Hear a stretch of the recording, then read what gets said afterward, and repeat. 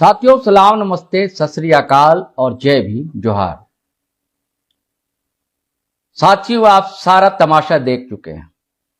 सब कुछ सामने घट रहा है और मैं किस लिए लाइव आया हूं यह भी आपको पता है और आप जानते हैं और सारी सूचनाएं आप तक पहुंच चुकी होंगी, निसंदेह, कोई शक नहीं है इसमें।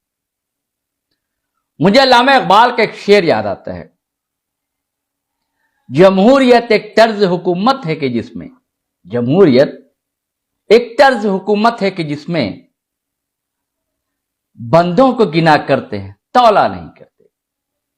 दोस्तों, गिनती की बात है। लोकतंत्र में जिसके पास गिनती, जिसके पास संख्या ज्यादा है, वो सत्ता में होता है। वो कैसा है, क्या है, उसे होना था, नहीं होना था, यह दिगर विषय है, कुछ और चर्चाएं की बातें। अब यह तय है कि जो एक लहर चल रही है 2014 से, वो रेगुलर अब तक वो कम नहीं हुई है। लोगों के जहन से वो चेहरा उतरा नहीं, आप मानिए या ना मानिए।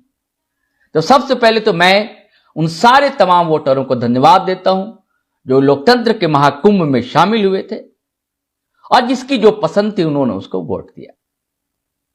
लेकिन जैसी चर्चाएं पहले चल रही थी, उसके बरक्स रिजल्ट सामने आए।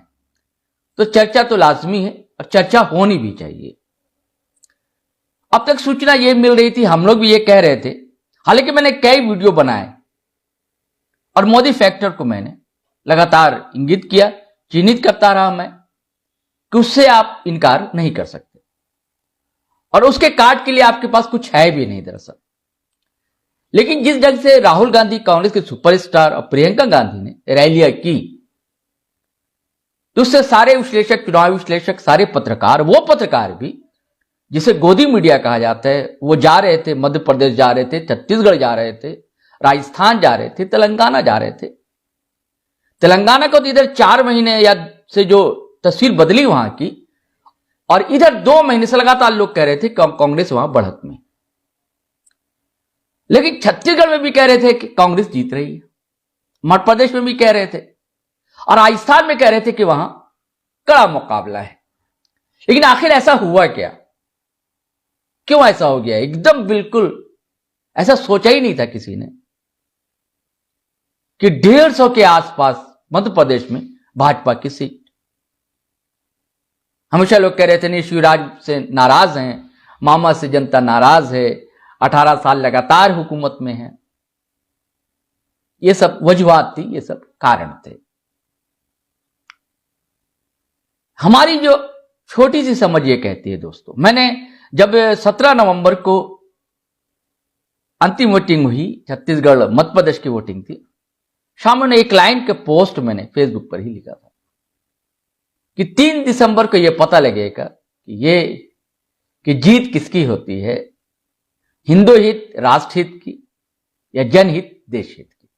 अब आप कहेंगे दोनों एक है, नहीं, बहुत फर्क है दोनों में। और यह दरअसल ये मैंने इसलिए कहा था कि हमारे संघ से जुड़े एक मित्र हैं, उन्होंने मुझे व्हाट्सएप किया था उस दिन।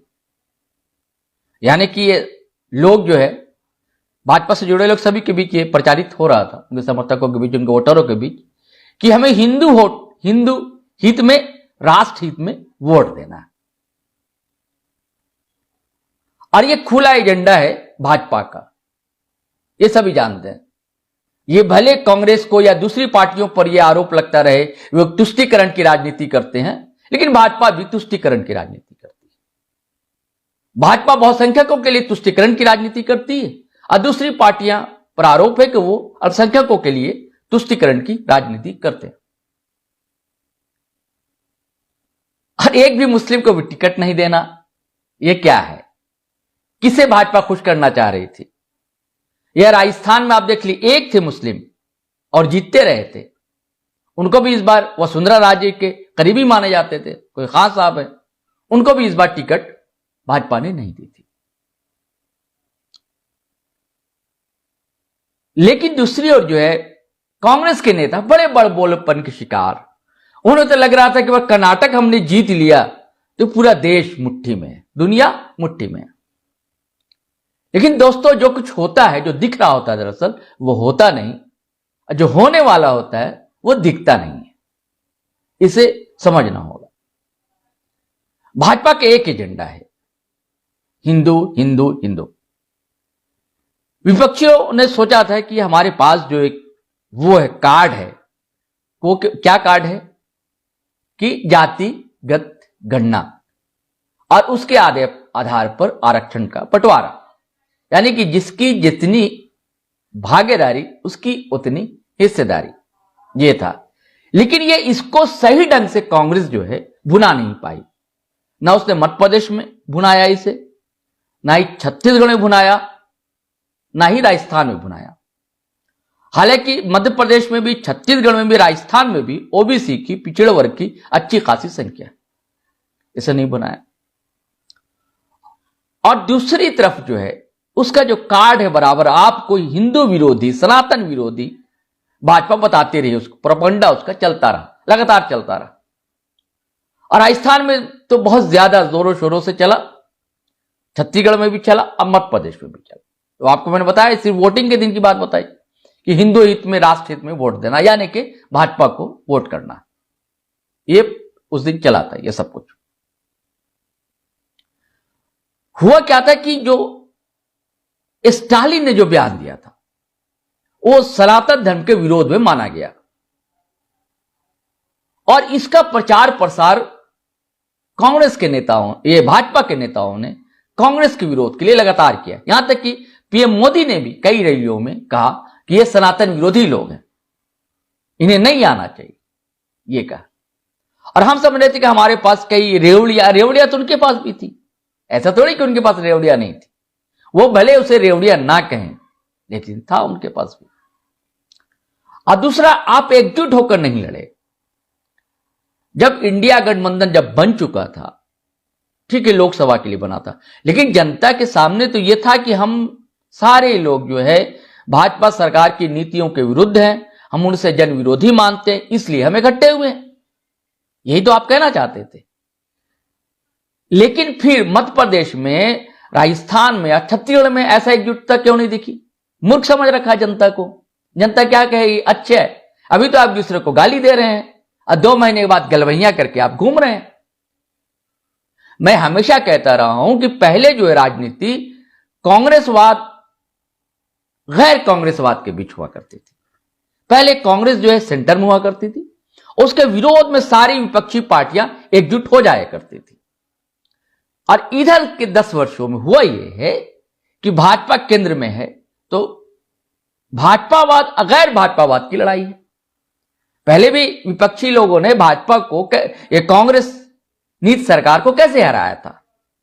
जब विपक्षी गठबंधन एकजुट हो गया था, वो हारे थे, वोट का बिखराव नहीं हुआ, डिवीजन नहीं हुआ।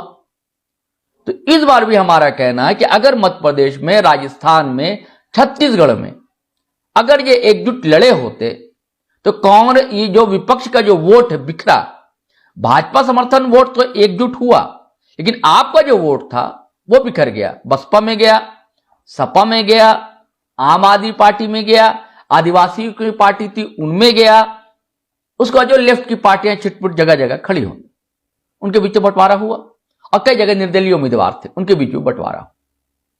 यह किसका बड़बोलापन था? कांग्रेस का बड़बोलापन था। वो तो समझ रहे थे कि बस हम तो विजय रथ पर सवार हो गए, कर्नाटक क्या जीत लिया। अरे भैया, साउथ में तो कांग्रेस हमेशा हावी रही है। कहा जाता है इमरजेंसी के बाद जो चुनाव हुआ था जनता पार्टी के लहर में, तब भी जो है साउथ ने बचाया था। लेकिन जो कॉ बेल्ट कहा जाता है, और कॉ बेल्ट में अफीम की खुराक जमकर बांटी गई। आप समझ रहे हैं, मार्क्स ने कहा था कि धर्म एक अफीम है, उसकी बांटी गई है खुराक दम भर। वहां फिर भी लिटरेसी का परसेंटेज ठीक ठाक है, वहां की जनता समझदार है, और पहले से ही कांग्रेस का बेस वहां दक्षिण में मजबूत रहा है। हिमाचल कोई बड़ा स्टेट था नहीं, जो लोग हिमाचल का भी एक उदाहरण दे सकते हैं। राजस्थान अभी मध्य प्रदेश में कहा यह जा रहा है, हालांकि कुछ दिन महीने पहले तक यह भाजपा को लग रहा था कि हम हार सकते हैं, हालांकि उसका मजाक भी उड़ा। उन्होंने सेंटर मिनिस्टर उतार दिए, अपने सांसद उतार दिए, लोग मजाक उड़ाने लगे, उसका फायदा मिला उसको। लेकिन सिर्फ उसी का फायदा नहीं मिला, मैं बार बार कहता हूं, फिर कहूंगा कि भाजपा जो चुनाव लड़ती है सिर्फ उसी समय नहीं लड़ती है। भाजपा 24 घंटे चुनावी मोड में रहती। हमारे आदरणीय प्रधानमंत्री नरेंद्र मोदी जो हैं वो भी चुनावी मोड में रहते हैं, होम मिनिस्टर अमित शाह वो भी रहते हैं, अब पूरी पार्टी रहती है, पूरे नेता रहते हैं, और विधायक रहता है, सांसद रहता है, चुनावी मोड में रहता है, क्योंकि एक लक्ष्य लेकर चल रहे हैं, उनका लक्ष्य है। और जो दीगर पार्टियां जो विपक्षी में हैं, चाहे वो क्षेत्रीय दल हो, चाहे राष्ट्रीय दल का दर्जा प्राप्त कांग्रेस हो, ये समय पर हमारे यहां कहा जाता है कि बोझ पर कोहड़ा रोपना वाली बात, वो ये लोग करते हैं। 4 महीने पहले तक भाजपा को लग रहा था कि नहीं हम हार सकते हैं, तो उन्होंने क्या किया है, मामा को भी थोड़ा किनारे किया है, इनसे नाराजगी है लोगों की, फिर नए चेहरे लाए, सांसद भी ले आए, उतार दिए, सेंट्रल मिनिस्टर भी उतार दिया उन लोगों ने, और लोग मजाक उड़ा रहे थे, भाई ऐसा हो रहा है। लगातार रैलियां चल रही थी, लेकिन रैलियां भी आपने कितनी रैलियां की, अमित शाह ने, नड्डा ने, अब पीएम मोदी ने जितनी रैलियां की उसका 40% बमुश्किल प्रियंका गांधी, खड़गे और राहुल गांधी ने चुनावी रैली की। मैं खास करके बात करूं तो मध्य प्रदेश और छत्तीसगढ़ में। आज लोग कह रहे हैं कि नहीं, लाडली बहन योजना जो है, योजना जो थी महिलाओं के लिए, मामा की यानी शिवराज सिंह चौहान की, उसके कारण से महिलाओं ने चुप्पे चाप वोटिंग की है। लेकिन मेरा ऐसा मानना नहीं, क्योंकि इससे अच्छी अच्छी योजनाएं राजस्थान में भी थी। एक स्वास्थ्य वाली लोग मतलब 50 लाख 25 लाख था, फिर 50 लाख कर दिया था, और लोग बड़े फायदा उठा रहे थे उससे, गरीब लोग, अच्छे खासे लोग फायदा उठा रहे थे, अस्पताल में जाके इलाज करवाते, क्योंकि आज जो इलाज सबसे महंगा हो चुका है अपने देश में, शिक्षा स्वास्थ्य बहुत महंगा हो चुका है। और भी कई अच्छी अच्छी योजनाएं थी। अगर योजना के आधार पर अगर वोटिंग हुई होती तो भैया वहां भी, राजस्थान में भी गहलोत को लौटना चाहिए था, वापसी होनी चाहिए थी। और योजनाएं यहां भी, छत्तीसगढ़ में भी कक्का ने कम नहीं की थी। और यह भी नहीं कि हिंदुत्व पर सवार नहीं थे। मधाते कांग्रेस की ओर कैसे कहा जाता था कि मैं हिंदू हूं, हम लोग हिंदू हैं, लेकिन सेकुलर है। कक्का जो है यानी भूपेश बघेल छत्तीसगढ़ के छत्रप बनकर उभर रहे थे। उन्होंने भी राम गोमन पथ, क्या क्या महतारी मंदिर और बहुत सी चीजें दी थी। लेकिन भैया अगर हिंदुत्व का चेहरा तलाश करना होगा उसे, आम नागरिक को, हिंदू को, तो सबसे बड़ा चेहरा नरेंद्र मोदी, उससे बड़ा चेहरा कोई नहीं। तो वो आपके पास क्यों जाता? आपको दूसरे ट्रैक पर अपने एजेंडे चलाने थे, प्रोपेगेंडा करना था, जनता के बीच जाना था। ठीक है, महंगाई मुद्दा था, और जो रेवड़ियों की बात की जाती, कोई जन कल्याण की बात करता, उसको लेकर जाना था। सबसे बड़ी बात थी वो जातिगत जनगणना। अगर आपको उसको खुलकर ले जाते जनता के बीच, तो ऐसा हरगिज नहीं होता। ये हमारा मानना रहा है। क्योंकि ऐसा, अच्छा उसके बाद और जो मैंने कहा कि 24 घंटे और भी कई साम दाम दंड भेंट की नीति जो है भाजपा अपनाती। इतना बहुमत आना मध्य प्रदेश में, यह बताता है सेंट्रल में किसकी सरकार, स्टेट में किसकी सरकार है। अब उसके बाद उस स्टेट को देख लीजिए जहां डबल इंजन सरकार नहीं है, वहां के रिजल्ट को देखिए, और वहां के रिजल्ट को देखिए जहां डबल इंजन सरकार है। जैसे मध्य प्रदेश, इतने सीटें को आना, मुकाबला यहां। और सबसे अचरज वाली बात यह रही, आपको बताता हूं दोस्तों, कि हमेशा कहा जाता रहा कि राजस्थान में जो है रिवाज रहा है, मतलब रिवाज ये कि हर 5 साल में सत्ता बदलती, ठीक है। लेकिन वहां जब भी कांग्रेस आती थी तो किसी न किसी तरह बहुमत प्राप्त कर लेती थी, सरकार बनाती थी। और विपक्ष में जो भाजपा होती थी उसकी भी संख्या बहुत कम नहीं होती थी, अच्छी खासी संख्या रहती थी। लेकिन जब वह भाजपा सत्ता में आती थी तो बिल्कुल कहीं बहुत नीचे के पायदान पर कांग्रेस हुआ करती थी। लेकिन इस बार यह तो रिवाज बदला है। वो ये है कि अभी भी ठीक ठाक हालत है वहां पर कांग्रेस की, थोड़ी बहुत इज्जत उसने बचा ली है गहलोत साहब ने। और अगर सचिन पायलट भी बड़ा फैक्टर है दोस्तों वहां। पिछले बार जो जीत कर आई थी कांग्रेस सरकार में, उसकी वाहिद वजह एक ये भी थी कि आम जनता के बीच ये था, युवा चेहरा थे सचिन पायलट, कि ये सीएम बनेंगे। अब गुजरों की अच्छी खासी आबादी है, गुजर समाज से आते हैं सचिन पायलट। और उसके बाद क्या क्या ड्रामे हुए आपको पता, लगातार 5 साल तक। इस बार भी ड्रामे चल रहे थे, पता लगा कि नहीं समझौता नहीं हुआ था। ये 7 तस्वीरें खिंचवा लेने से मन में जो कुछ है ना, तो मतभेद तो बना हुआ था, मनभेद भी था। मनभेद जो है और चौड़ा हुआ वोटरों के बीच। वोटरों का नहीं, ये इस बार भी इनको नहीं बताए, नहीं बोलेंगे। जो लोग जमीनी ग्राउंड रिपोर्टिंग करते हैं उनके वीडियोस आपने देखे होंगे, तो खुलकर कई जगह गुजर वोटर्स कहते हुए मिले कि नहीं, इस बार भी हो सकता है कि गहलोत जी जो हैं कुर्सी नहीं छोड़ेंगे, चिपकू राम हैं, नीतीश कुमार हैं, नहीं छोड़ेंगे ये, है ना।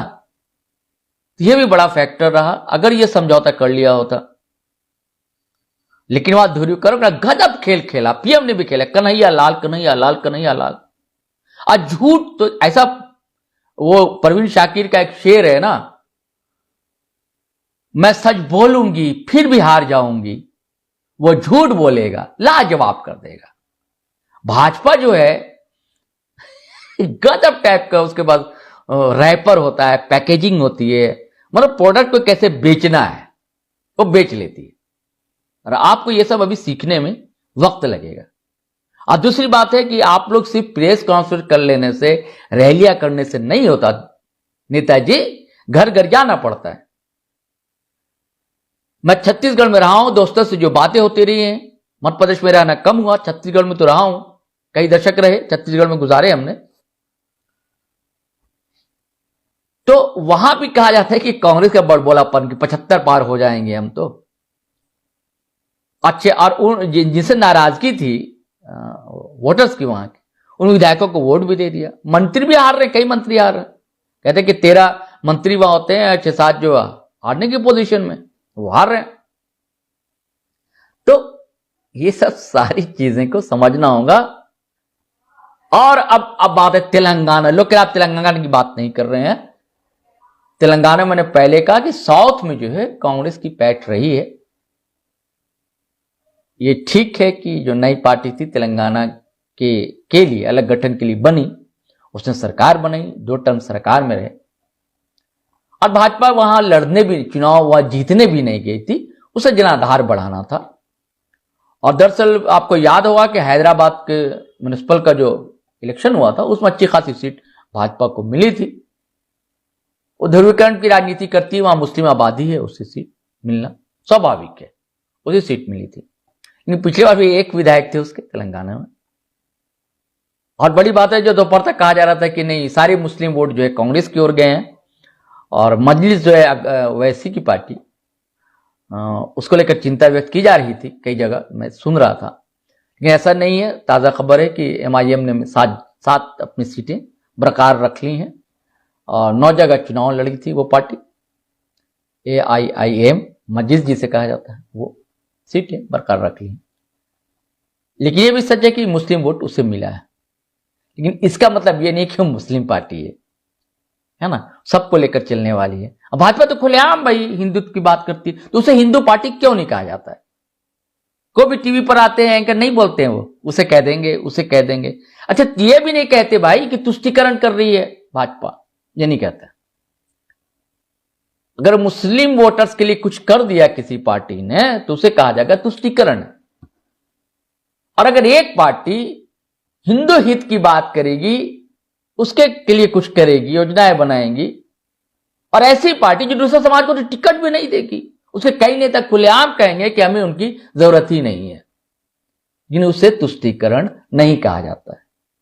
आजकल पत्रकारिता की भाषाएं बदल रही हैं, उसका लहजा बदल रहा है, और आगे आगे जो होगा ये अभी भी मैं कहता हूं, अगर इंडिया गठबंधन ईमानदारी से यदि सोचता है कि हम जो है भाई लगातार 2 टर्म से केंद्र में सत्ता में काबिज है भाजपा, उसको अगर पदच्युत करना है, तो भैया वही जो पहले कहा कि पहले की राजनीति कांग्रेसवाद गैर कांग्रेसवाद थी, गैर कांग्रेसवादी पार्टी एकजुट हो जाती थी। आज भी अगर केंद्र में भाजपा, गैर भाजपावादी पार्टियां अगर एकजुट नहीं हुई, एक साथ नहीं लड़ी तो आप ऐसा आपके लिए सपना है ना। और दूसरा क्या है कि जनता के बीच जो मूल समस्या है उनको लेकर जाना। धर्मांधता की काट क्या है सिर्फ कहने से नहीं होता, मोहब्बत की लड़ाई। लेकिन उसका असर पड़ा कर्नाटक में, निसंदेह साउथ में पड़ा और भी कई जगह पड़ता। तो आप तो इतने बड़ बोलेपन के शिकार, आप तो सोचे हम तो अभी हीरो बन गए, सुपरस्टार हो गए, तो आपने फिर दूसरी यात्रा भी नहीं की। होती रही। अब इसमें कुछ उनके कॉकस रहे राहुल गांधी की, रोकते रहे बार बार, राहुल गांधी दूसरे ढंग की यात्राएं करते रहे, उसका असर नहीं होता है। जनता के बीच जाना होता है। और आपके यहां कार्यकर्ता की कमी है। सारे जो नेता हैं, जो है कार्यकर्ता वही नेता है, नेता ही कार्यकर्ता है ना। तो इससे बचना होगा। और हमें जो दिख रहा था, मैंने कई ऐसे वीडियो बनाए थे हमने, ऐसा नहीं। कई लोग नाराजगी, एक वीडियो ऐसा था मैंने लिखा था कि मोदी फैक्टर या आएगा तो मोदी ही। तो कई लोगों ने मुझे कहा कि भाई आप ऐसी बात क्यों कह रहे हैं आप। तो हमने कहा मुझे जो दिखता है वो मैं कह रहा हूं, वो मैं कहता हूं। तो एक हमारे मित्र हैं, पुराने मित्र हैं, दिल्ली के मित्र हैं, उन्होंने कहा किससे तो आप फायदा ही उससे पहुंचा रहे हैं। मैंने कहा भैया पत्रकार हूं, किससे फायदा पहुंचे ना पहुंचे मेरा काम नहीं। मुझे जो दिख रहा है, जो लोगों से बात होती है, आम लोगों से बात होती है, जो पत्रकारिता में जो लोग हैं मित्र साथी, उनसे जो बात होती है, जो ग्राउंड रिपोर्टिंग में उनसे जो बातचीत होती है, तो उसके आधार पर मैं कह रहा हूं। और अभी भी कह रहा हूं, राम मंदिर है, बस हिंदू मुद्दा है। मैंने कहा ना कि बस ये हिंदू हित, राष्ट्र हित, इस पर ही चुनाव लड़ा गया है। वो सारी रेवड़ियां जिसे कहते हैं सब कोई बांट रहा था, उसका कोई असर काम नहीं आया है। अब वहां सत्ता बदलनी थी, वहां तेलंगाना में। अब भाजपा बहुत अच्छी स्थिति में वहां थी नहीं, और दूसरी पार्टियां भी बहुत अच्छी स्थिति में नहीं थी वहां। जैसे और जगह कहीं कहीं बसपा की बहुत अच्छी हालत है, राजस्थान में या मध्य प्रदेश में भी, छत्तीसगढ़ में भी है ना। वाम पार्टियां भी ठीक ठाक हैं, बस्तर में भी थी। हालांकि बस्तर महेश कुंजाम साहब की इस बार शायद रजिस्ट्रेशन नहीं था, तो उनको वो चुनाव चिन्ह नहीं मिला था। अभी अपडेट नहीं मिल पाई है। फिर एक और बातचीत करूंगा आप लोगों से विश्लेषण की। अभी तो शायद डाटाज भी नहीं आए हैं, अभी चुनाव आयोग के जो साइट है वहां भी अपडेट हो रहा है। लेकिन एक तस्वीर तो आएगी कि सरकार जो है भाजपा बना रही है, छत्तीसगढ़ में भी, मध्य प्रदेश में भी और राजस्थान में भी। इसको लेकर जो इंडिया की बैठक नहीं हो रही थी, कांग्रेस नहीं करना चाह रही थी, सोच रही थी कि अगर हम यहां से जीत जाएंगे अगर 3-4 जगह, तो बार्गेनिंग करने में और पार्टियों से अच्छा रहेगा। अब तो भैया करता क्या, अब तो आपको बैठक करनी ही होगी। और हालांकि नीतीश कुमार ने बीच में कहा भी था कि भाई वो तो चाहते नहीं, हम तो चाहते थे कि वो अगुवाई करे कांग्रेस, लेकिन कांग्रेस चुनाव में है। लेकिन चुनाव भी कांग्रेस ठीक से नहीं लड़ पाई। अगर अखिलेश से बातचीत कर लिए होते, लेफ्ट से बातचीत कर लिए होते, हो सकता है तस्वीर कुछ और हो सकती थी। और हिंदुत्व के एजेंडा को आप कैसे, आपके पास एक ही वो एक काट है, जातिगत जनगणना, जिसकी जितनी भागीदारी उसकी उतनी हिस्सेदारी, उसको आप घर घर लोगों को नहीं समझाएंगे, वोटर तक नहीं जाएंगे, तो बात नहीं। और अपने सनातन विरोधी वाली बात, छवि जो है उसको आपको सुधारना होगा। मैं किसी का कोई विरोधी, मैं तो किसी धर्म पर किसी को ना आरोप लगाना चाहिए, है कि नहीं। बड़ा निजी मामला होता है, बड़ा संवेदनशील मुद्दा होता है। जिस तरह व्यक्ति माँ को चाहता है ना, वैसे अपने धर्म को चाहता है, कोई भी व्यक्ति हो। मैं तो कहता जो नास्तिक होता है ना, वो भी जिस धर्म का हो, अगर उसको बुरा की तो उसको वो बुरा लगता है, सामने भले वो ना कहे। एक होता है, एक हेरिडिटी कह लीजिए आप, संस्कार कह लीजिए आप। तो धर्म के मुद्दे को किसी को नहीं, ना कोई इस्लाम पर आरोप लगाए, ना कोई क्रिश्चियनिटी पर आरोप लगाए, ना कोई सनातन पर आरोप लगाए, इस पर आरोप लगाना भी नहीं चाहिए। अब बताइए कहाँ स्टालिन ने कहा और उसको कैसे भुनाया गया। मध्य प्रदेश में भी भुनाया गया और ये छत्तीसगढ़ में भुनाया गया, वहां भी भुनाया गया। वहां तक कन्हैया जी थे जिनकी आतंकियों ने ये की थी, शहीद कर दिया था। मैं उसकी आलोचना करता हूं। हालांकि वो पकड़ेगा और उसके और सुनिए, आरोप लगाया जाता है कि कांग्रेस उसको सजा नहीं। अरे भाई एनआईए के पास है वो मामला सारा, कन्हैया लाल के जो दोषी हैं हत्यारे, तो एनआईए किसके पास है? सेंट्रल हुकूमत, उनके पास एनआईए है। तो आपको ना करना चाहिए भाई। और जहां तक मुआवजे की बात है, तो ऐसा जो प्रबंधा किया गया कि मुसलमानों को बहुत ज्यादा मुआवजा दिया गया, ऐसा नहीं है। डाटाज आप देख लीजिए, व्हाट्सएप यूनिवर्सिटी पर नहीं जाना चाहिए। लेकिन होता क्या कि कांग्रेस का आईटी सेल भी उतना मजबूत नहीं है, प्रोपेगेंडा नहीं कर पाती है, अपनी चीजों को, योजनाओं को भी ठीक से नहीं कर पाती है।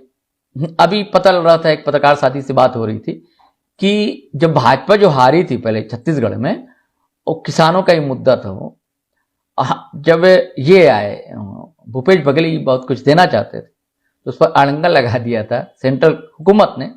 और अभी जो उनका ये था, क्या नाम है, घोषणा पत्र जो कांग्रेस के भाजपा का था, उसमें उसी योजना में आगे बढ़ाकर किसानी को देने की बात हुई। और यहां तक कहा जाता है कि जो पैसे वाले थे, जो प्रत्याशी, उन्होंने कई जगह ऐसी भी खबर मिली कि कई जगह घर घर जाकर नोट बांटे थे, 1000 रुपया किस्त के, चलिए ये किस्त में हमारी तरफ से दे दीजिए, ले लीजिए, और सरकार आएगी तो फिर तो आपको मिलेंगे। और महिला को भी 1000 की पेंशन हर महीने, ये छत्तीसगढ़ में भाजपा ने घोषणा की। और उसका काट करने में बड़ा टाइम लगा उसको, किसको, कांग्रेस को 8 दिन लगा दिया कि हम 1500 देंगे। अरे भैया, पहले तो उसने भुना लिया। और एक चीज और आपने ध्यान दिया होगा, सब जगह लोग कह रहे हैं, और हमारे पीएम ने भी कई जगह कहा कि हमें देखिए, अब कमल को देखिए। और जो घोषणा पत्र था भाजपा का, उसमें लिखा हो तो मोदी की गारंटी। हालांकि ये बात अलग है कि गारंटी ये भी थी कि 2 करोड़ लोगों को हर साल रोजगार मिलेगा, क्या हुआ सबको पता है, और 15 लाख रुपए अकाउंट में जाएंगे, वो भी गारंटी, इसका भी सब पता। उसके बावजूद भी एक गारंटी, एक प्रोपेगेंडा है, तो है ही। तो मोदी की गारंटी तो कहीं किसी, इसीलिए आपने देखा होगा ना वसुंधरा को आगे किया गया था, ना वहां मामा शिवराज मामा को आगे किया गया था, और यहां रमन सिंह भी आगे नहीं थे, जो एक सीएम है छत्तीसगढ़ के। हर जगह मोदी के चेहरे पर और कमल के चेहरे पर चुनाव लड़ा गया और चुनाव जीता गया, ये तय। और इस पार्टी का क्या एजेंडा, ये भी तय है। जनता का क्या मूड है, इस चुनाव ने बता दिया, इस रिजल्ट ने बता दिया। कहा जा रहा था कि ये सेमीफाइनल है ना, जैसा सेमीफाइनल होगा तो फाइनल भी ऐसा होगा। लेकिन हो सकता है कि कांग्रेस हिम्मत करे, क्योंकि मुझे हमारे दैनिक भास्कर ग्रुप के संपादक रहे श्रवण गर्ग जी की बात याद आती है।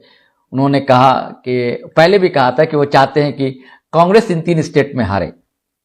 उन्होंने तर्क दिया क्यों हारे, बोले कि अगर जीत गई कांग्रेस तो ये लोग निगम मंत्री इन्हीं सब में 2-3 महीना व्यस्त रहेंगे, है ना। मंत्री पद किसको मिलेगा, किसको नहीं मिलेगा, है ना, किसको, कौन बोर्ड का कोई अध्यक्ष बनेगा, कोई निगम का बनेगा, इन सब में लगे रह जाते।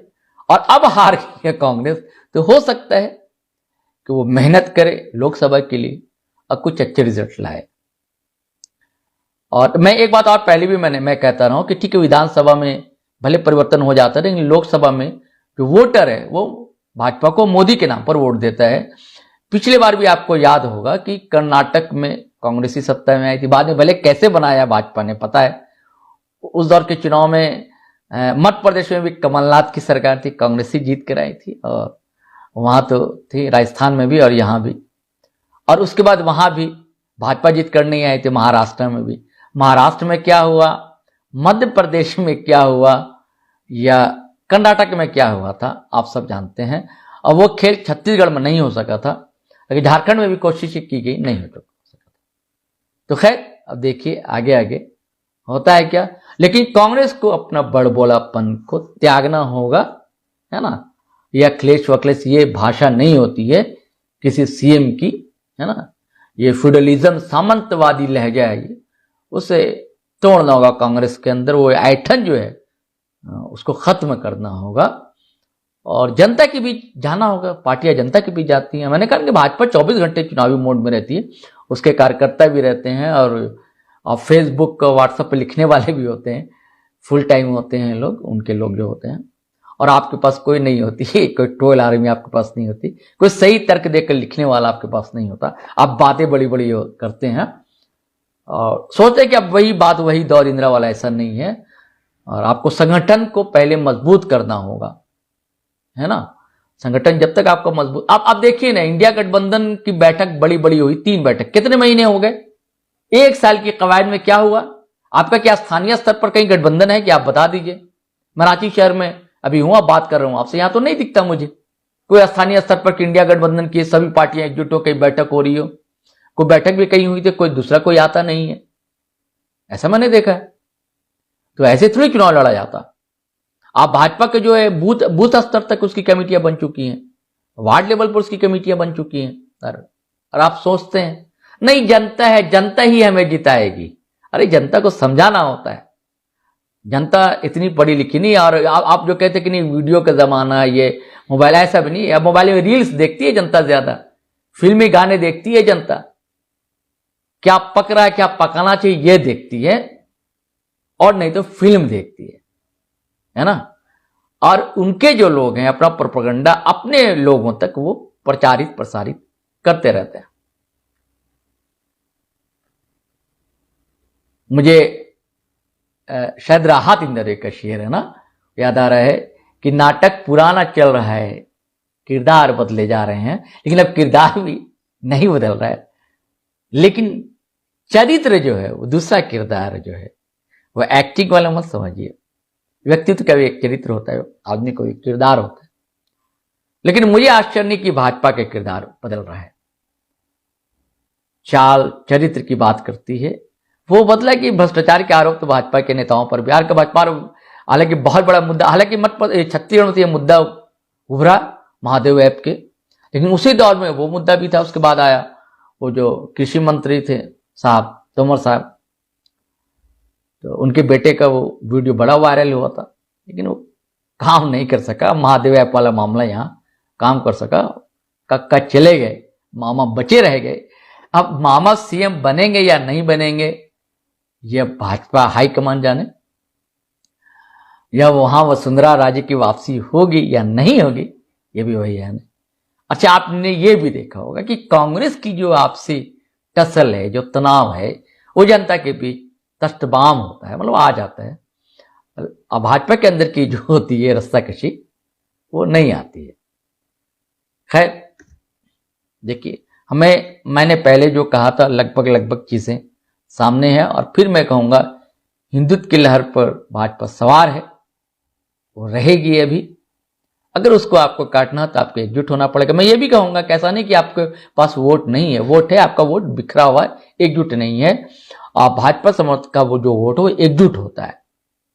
अब वैसे भी मध्य प्रदेश जो है पुराना गढ़ रहा है संघ का, जनसंघ भी जीतते रहे। एक बार राम राज परिषद नाम की पार्टी हुआ करती थी, वो भी एक बार जब सेंट्रल प्रोविंस हुआ करता था, मध्य प्रांत कहा जाता था, जिसकी राजधानी होती थी नागपुर।